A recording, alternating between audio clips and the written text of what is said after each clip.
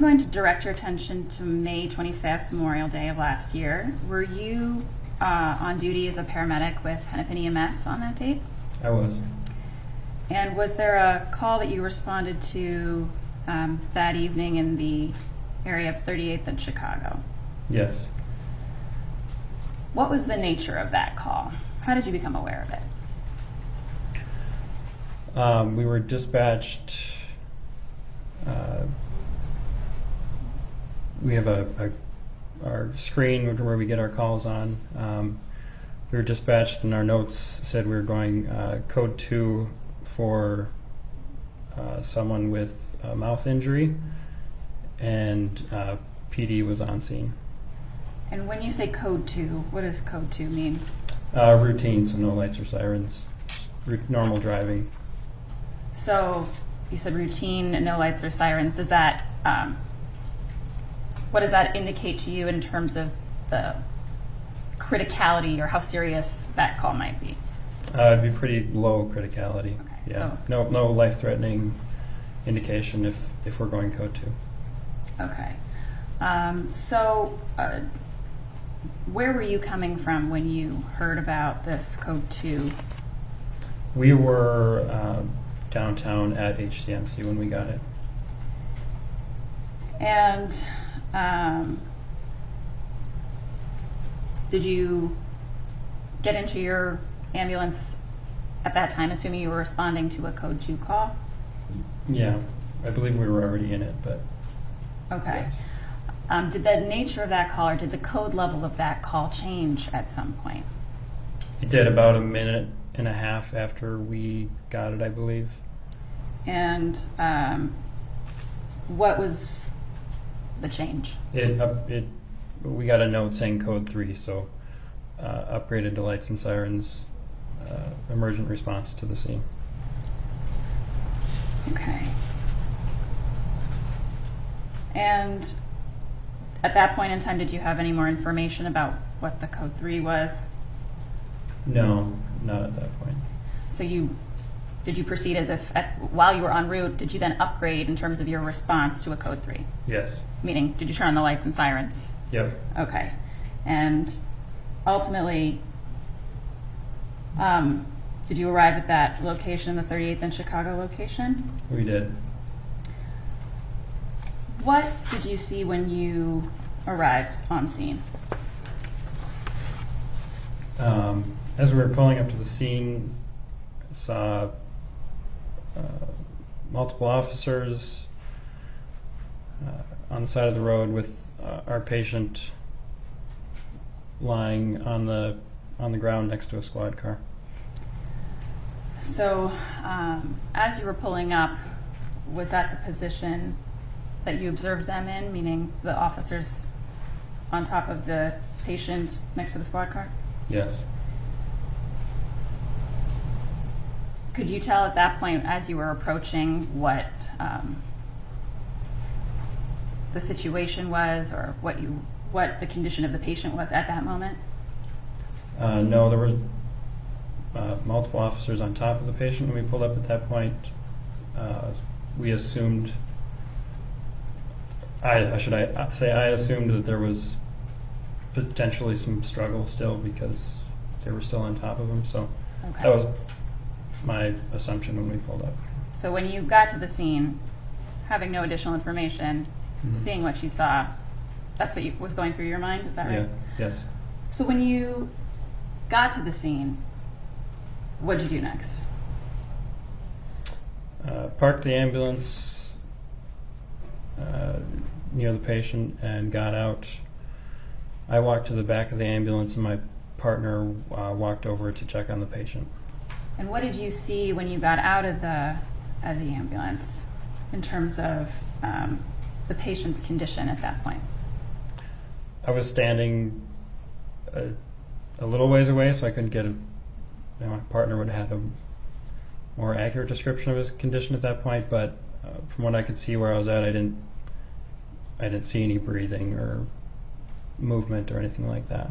Did he appear to be unresponsive to you at that point in time? From what I could tell, just standing from a distance, yes. And was he in handcuffs? Yes. And we're describing the patient here. Was that patient later identified as George Floyd? Yes. So when you got out, your partner first approached, is that right? What were you doing at that initial point in time when you first got there? As he went over to check on the patient, I was watching him to kind of get a cue on what we were going to do next, because we're still determining what the patient's condition was. So I was kind of waiting for him to go check on the patient and then know what to do next. And at that point in time, when you were standing outside and your partner was approaching the patient, did you see a struggle of any kind going on, any movement, anything like that? No. Okay.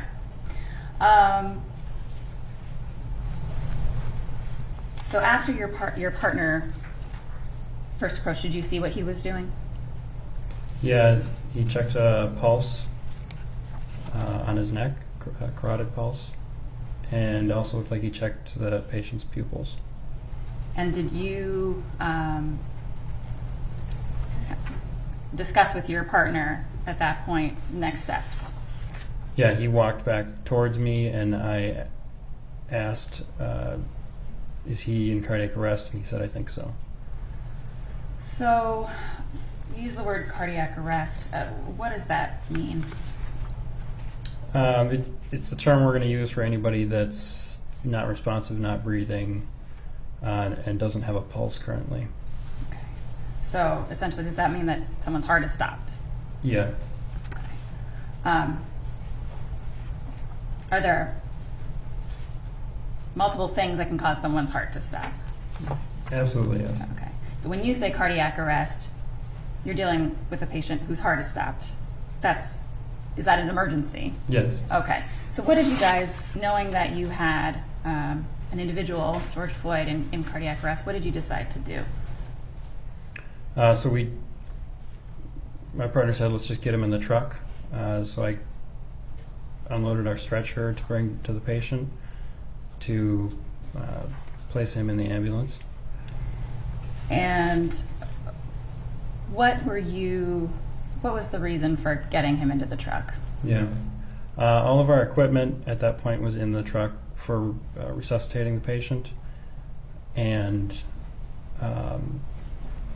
we also didn't have Minneapolis Fire there yet, which they work with us on critical patients like that and help us a lot. So kind of for resource management, we needed to get in the truck. And then on top of that, there was also a crowd of people that